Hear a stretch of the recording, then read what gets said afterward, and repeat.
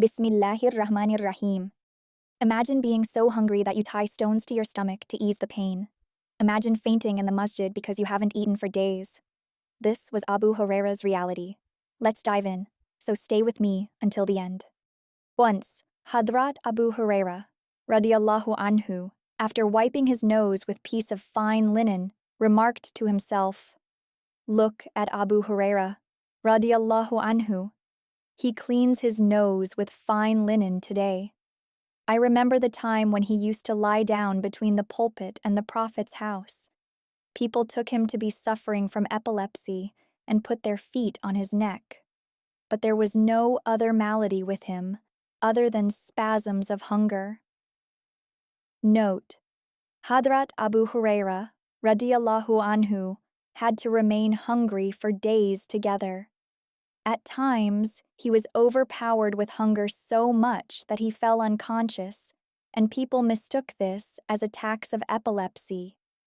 It seems that in those days, they treated epilepsy by placing a foot on the neck of the patient. Hadrat Abu Hurairah, radiyallahu anhu, is one of those people who suffered from extremes of want and poverty in the early days of Islam. He, however, saw better days in later years when Muslim conquests followed in succession.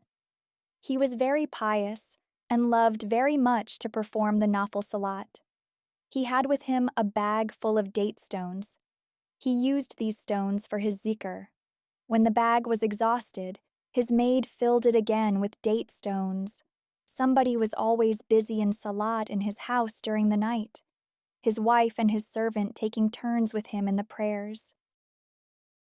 May Allah enable us to understand these words, act upon them, and convey them to others. Ameen. Stay tuned, as I will return with another enlightening story soon. Don't forget to watch before you sleep. Jazak Allahu khairan.